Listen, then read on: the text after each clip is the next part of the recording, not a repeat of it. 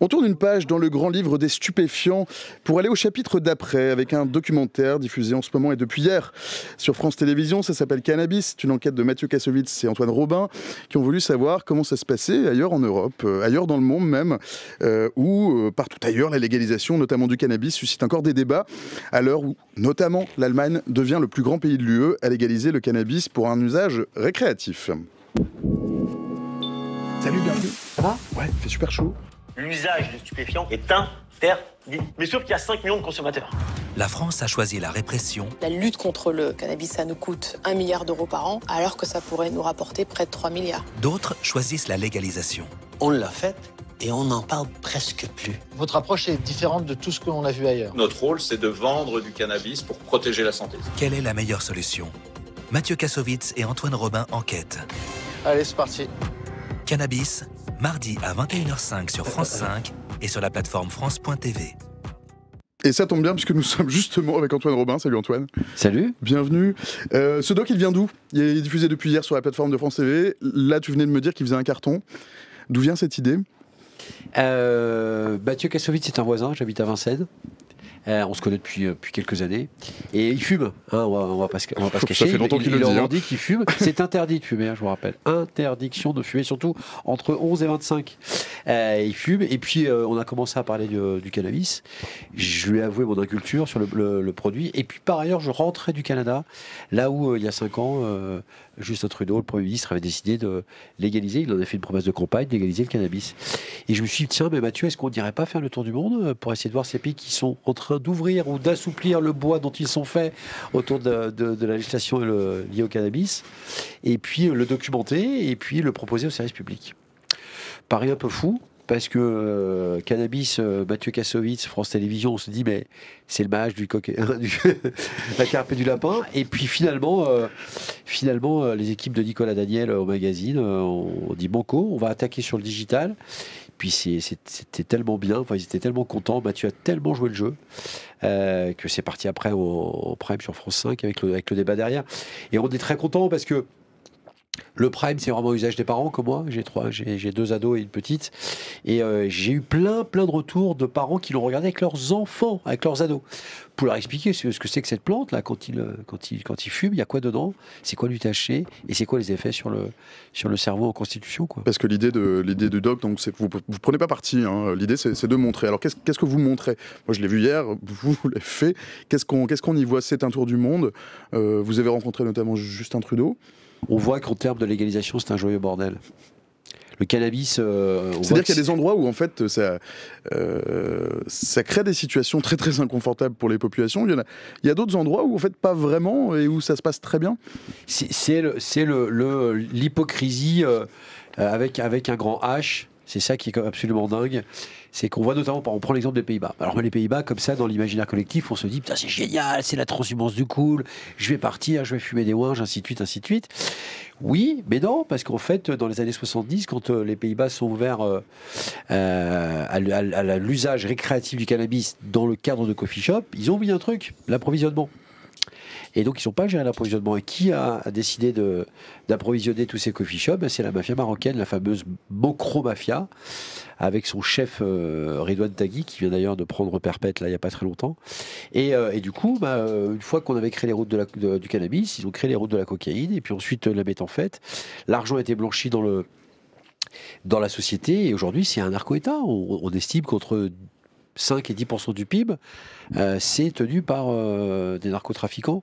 Donc on se rend compte qu'on ne peut pas faire n'importe quoi. L'Allemagne, par exemple, eux, ils vont proposer aux Allemands eux-mêmes de faire pousser dans leur jardin jusqu'à 3 plants.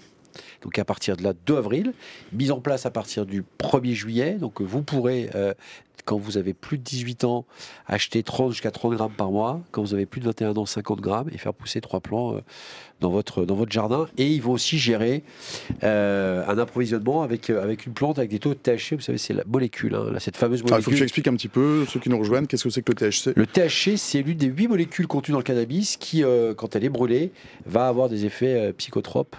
Et c'est celle-là qui vous rend high. Donc c'est comme l'alcool. Hein, une bière à 7 degrés, un whisky à 40, ça n'a pas du tout les mêmes effets. pareil, attention, buvez modérément. Notamment sur le service public. Et notamment sur le service public. Et là, c'est exactement la même chose. Donc, la petite différence, c'est que, puisque l'alcool est autorisé en France, vous avez ces indications derrière l'étiquette. Sur un joint, on ne l'a pas. Donc, on ne sait pas ce qu'on fume. Et c'est là où c'est dramatique, puisqu'on sait qu'en plus, notamment des Pays-Bas, une plante génétiquement modifiée avec des taux de THC extrêmement importants est en train d'inonder le marché, ce qui fait que vous pouvez avoir des sérieux risques pour la santé. Ce qu'on apprend aussi, c'est que la prohibition, et notamment en France, c'est un concept qui est assez récent sur les drogues, où il existait la régie du kiff au Maroc. Au Maroc, ouais, dans les années 50. Il y a même la régie de l'opium en France, dans les années 20. Comme quoi, on voit que c'est une question de maturité, j'allais dire, sociale. En fait, dans les années, fin des années 60, 69 exactement, Martine, une petite étudiante de 17 ans, est retrouvée à Vendôme dans un casino avec une seringue dans le bras. Ce qui va créer une vive émotion partout dans le pays, faire les gros titres. Et l'héroïne qui commence à faire la une des grands quotidiens. Et en fait, la France découvre, juste après 68, en plus encore traumatisée de ces chevelus qui avaient lancé des pavés et ébranlé un peu l'ordre établi, ils se rendent compte qu'en fait, y a un fléau, la French Connection, un fléau qui est en train d'arriver en France, qui s'appelle l'héroïne. Et donc là, Pompidou tape du poing sur la table, convoque Chaban Delmas et le Premier ministre Mazot pour évidemment pondre la loi Mazot, qui réprime et condamne l'usage et le trafic de stupéfiants. Il y a de nombreux témoignages donc dans votre documentaire, c'est souvent l'idée d'un documentaire. Il y a des cultivateurs, des médecins, des douaniers, des trafiquants. Qu'est-ce qu'ils vous ont dit? Est-ce qu'il y a quelque chose qui les rassemble? La passion. C'est dingue. Alors, mettons les policiers. Ça, c'est une réponse de journaliste. Non, mettons la passion. Mettons les policiers de côté. Ils ont tous quand même un attrait particulier pour cette plante. Qui reste une plante, quoi. Et puis d'autres, encore une fois, on connaît assez peu la constitution, la composition, puisqu'en France, la recherche est interdite ou très très très contrôlée. Là où on le voit au Maroc, notamment, le Maroc, vous imaginez, le Maroc, c'est toute une région qui donc produit 80% du cannabis qui est consommé en France. Les prix sont en train de s'effondrer et Mohamed VI a décidé, lui, de transformer l'ensemble des cultures du récréatif, illégal, au thérapeutique. Et donc là, c'est le ministère de l'Agriculture marocain qui est en charge de cette transformation. Et je dois dire que c'est assez incroyable. Nous, ce qu'on regrette en France, c'est... moi, j'ai pas d'avis sur légaliser, pas légaliser. Je pense que c'est très compliqué. On l'a vu dans l'heure qui précédait, effectivement. C'est un problème qui est vraiment protéiforme et avec des réponses qui le sont aussi. Hein. Les Canadiens, ils ont commencé en 2001 avec le cannabis thérapeutique. Ils ont légalisé 17 ans après. Donc, ça prend du temps. Néanmoins, on n'en parle pas. Heureusement qu'hier, le service public et vous aujourd'hui nous invitez pour qu'on puisse parler d'un truc qui, encore une fois, nous on l'a fait, parce que Mathieu et moi, on est pères de famille, on a tous les deux 50 piges, et on a des ados, et on est terrifiés à l'idée de savoir qu'elles peuvent être mises en relation avec un produit qui peut avoir, encore une fois, des effets irréversibles. C'est ça le problème. Hein. Encore une fois, le cannabis, le THC, cette molécule, ne détruit pas des neurones. Elle crée de la neurogénèse, elle en fabrique, elle crée des autoroutes pendant que le cortex est en formation, vers la schizophrénie, vers la dépression, vers la perte de mémoire, et on ne revient pas en arrière. Et moi, c'est ça qui m'a un peu choqué dans cette séquence médiatique avec les fameuses opérations Place-Net avec Darmanin. C'est que, oui, encore une fois, c'est les représentants de la République, il faut régner l'ordre et la loi normale dans des cités, et pas que, dans des villes moyennes. Néanmoins, on aurait aimé que le ministre de la Santé pousse du col un peu. Attendez, peut-être l'occasion de dire que il faut faire gaffe à nos mômes. Vous avez essayé d'interviewer Gérald Darmanin, je crois, le ministre de l'Intérieur, ça n'a pas marché. Qu'est-ce qu'on vous a dit ? En fait, oui, mais peut-être qu'on vous a rien dit. Non, si. C'était une fin de nous recevoir silencieuse. On devait le voir en off. Souvent, les journalistes, on voit en off les ministres. Comme on a vu Olivier Véran, on devait le voir en off, et puis ça s'est pas fait. Moment politique. Ce que dit Caroline Janvier, qui est députée Renaissance et qui est dans la série documentaire là sur France.tv, elle dit que électoralement, un homme politique, un ministre n'a rien à y gagner, quoi, rien. Alors que, paradoxalement, Olaf Scholz en Allemagne a été élu Ça a été une promesse de campagne sur une coalition vert, libéral, SPD, social-démocrate, face à la CDU et à la RD, à l'extrême droite. Donc on voit bien qu'il y a un clivage politique. Il a été élu là-dessus. Trudeau, pareil. Papa avait fait le mariage gay, le fiston a fait, lui, la légalisation du cannabis. Vous consacrez donc 1 heure à la fin de votre série documentaire avec Justin Trudeau. On peut peut-être résumer cette séquence pour ceux qui n'ont peut-être pas vu le documentaire, qui vont le voir, j'espère. Comment Justin Trudeau, qui vous semble-t-il, vous reçoit très très bien. Ouais, après, Bon, il est content aussi de porter le... Alors même pas tant que ça, puisque, comme il le dit, c'est la première fois que des journalistes français viennent interroger sur la légalisation du cannabis. Ça dit beaucoup. Je ne veux absolument pas jeter l'opprobre sur mes camarades journalistes, pas du tout. Mais j'ai eu du mal, moi, le jour de la légalisation au Canada, de trouver... Et donc, il était surpris que des Français viennent le voir. Alors après, un peu fan de Mathieu Kassovitz, je crois qu'il avait adoré Amélie Poulain. Et puis après, pour être très honnête, si on a les douaniers en Espagne, c'est parce qu'ils ont adoré les rivières pourpres. Si on a les Mohawks au Canada, c'est parce qu'elles avaient adoré le bureau des légendes. Ça. Si on a le journaliste néerlandais qui parle le mot croafia, c'est parce qu'il adorait l'aide. Ça aide. Enfin, Mathieu aide. Mais en tout cas, non, ce qui est incroyable avec Trudeau, c'est un Français avec une dégaine d'Américain. C'est Obama avec le corps de Macron. Hyper détendu, très affable, et puis après il déroule. C'est vrai que c'est forcé de constater, et encore une fois, je le disais encore à mes potes hier sur WhatsApp, mais le Canada, il y a bien un truc qui ne va pas. J'ai cherché. On a été voir des journalistes d'investigation, le Canard enchaîné local, on a été voir. Il y a bien un truc qui ne va pas. Bah non, il y a forcé de constater que c'est aujourd'hui rentré dans les mœurs. Et d'ailleurs, au Canada, on ne voit personne fumer dans la rue. Personne ne fume dans la rue. J'ai pas fait un plan d'illustre. Vous savez, ces fameux plans entre les séquences pour poser la voix, où je vais avoir un fumeur dans la rue, il n'y en a pas. Vous êtes allé aux Pays-Bas aussi, où le problème est un peu différent et plus violent aussi. Ouais, je vous disais tout à l'heure, c'est le problème des backdoors, le problème de l'approvisionnement. Et là, ils ont mis le pied sur le frein parce que ça devient catastrophique. Enfin, Redouane Taghi, donc l'Escobar marocain, donc, qui vient d'ailleurs de Ketama, dans la région du Rif au Maroc, et qui a mis la main sur le trafic à des méthodes dites de Pablo Escobar, c'est-à-dire des têtes coupées, assassinat de journalistes en pleine rue, menaces sur la famille royale pendant le procès. Il a pris perpète, mais ils sont bien installés. Non, mais je crois qu'on ne se rend pas compte, c'est dramatique ce qui se passe aux Pays-Bas. C'est vraiment la Colombie de Escobar à... Les journalistes qui ont parlé de narco-État en parlant des Pays-Bas. C'est peut-être un peu excessif. Non, pas du tout.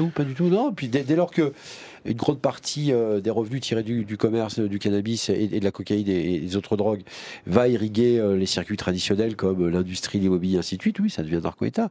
Puis un peu de corruption aussi. Et non, ils sont pas bien. Et c'est ce qui nous a surpris. Encore une fois, pour moi, je suis pas fumeur. Hein.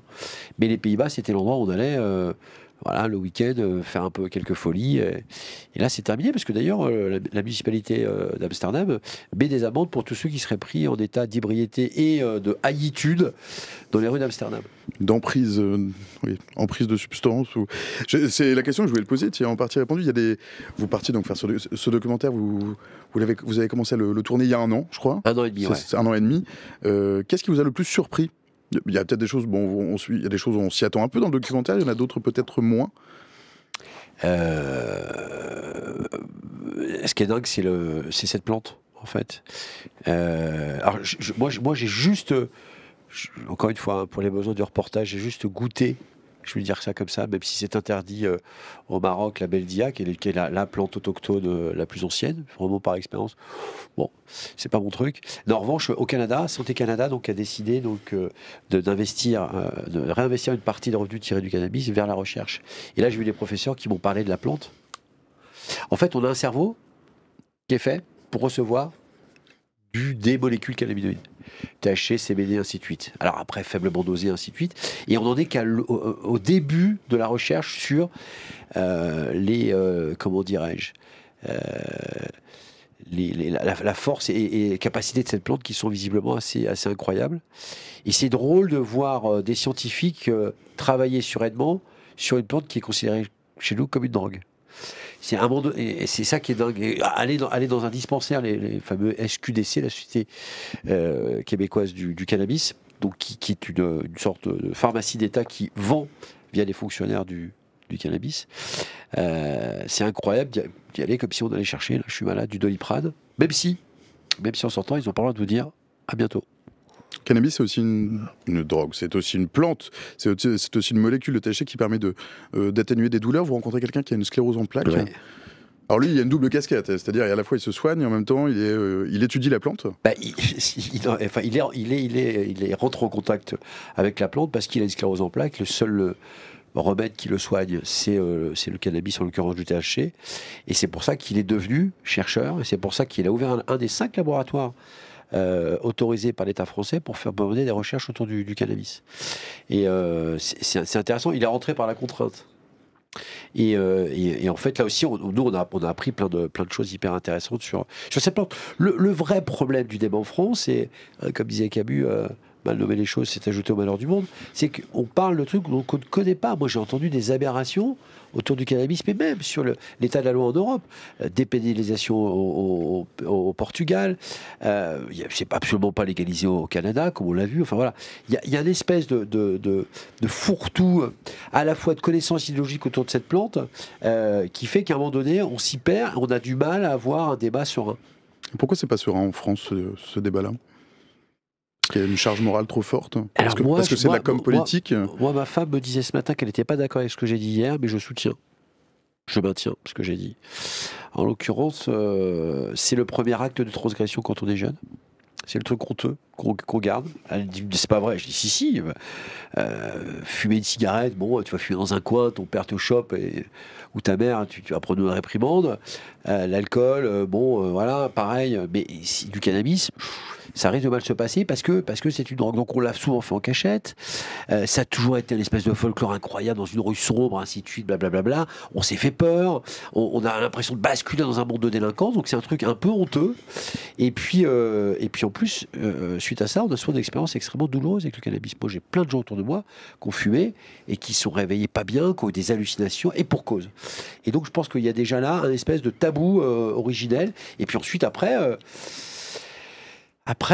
ça c'est l'argument de Mathieu, on est une société qui est plutôt plus tournée vers le vin que vers la plante, parce que finalement le vin c'est quoi ? C'est du raisin fermenté, qui va donc donner de l'alcool, et qui est en vente libre aujourd'hui. On sait qu'il y a 60 000 personnes, attention ceux qui nous regardent, notamment les plus jeunes, 60 000 personnes qui meurent d'alcool chaque année. Et 40 000. C'était le chiffre, c'est le chiffre qu'on nous a donné hier. C'est cette échelle en tout cas. Mais en tout cas, c'est énorme. Il y a Volca dans le chat qui nous dit en France, le cannabis, c'est le truc des jeunes des banlieues. C'est pas que les jeunes des banlieues. Ah non, c'est pas vrai. Oh là là, non, écoute. Ça touche tout le monde. Comment ça s'appelle ? Elle s'appelle Volca. Volca. Bon, Volca, tu regarderas le doc et tu verras qu'on a été, avec Mathieu, suivre donc deux dealers, et notamment qui s'est fait appeler Léon, et qui nous dit qu'au contraire, ce sont toutes les classes sociales, toutes les catégories sociales, tous les âges, tous les sexes, tout le monde fume. Il y a pas de, c'est pas vrai.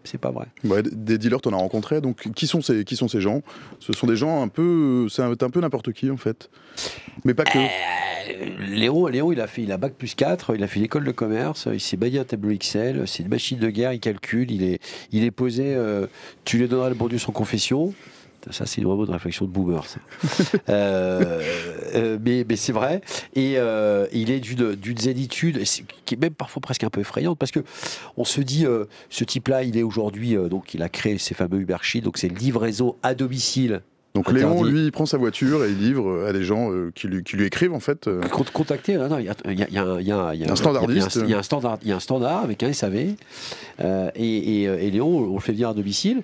Mais Léon, si demain il peut plus dîner comme il veut, ce que je voulais dire Darmanin, c'est qu'ils passeront à l'IA, ils passeront à l'intelligence artificielle. Il y a une telle agilité de ces gens. Puis après, les sommes sont tellement énormes que forcément, ils trouveront toujours un moyen ensuite de vendre leur drogue. Antoine Robin, il est 13h20 tout pile, passé de maintenant une seconde, c'est l'heure du mot de la fin. Antoine Robin, le mot de la fin. Le mot de la fin, c'est... Tu as le droit à un long mot de la fin si tu le souhaites d'ailleurs. Non, mais c'est juste, faites gaffe, ceux qui nous regardent, entre 11 et 25, parce que ça commence très très tôt, la consommation du cannabis.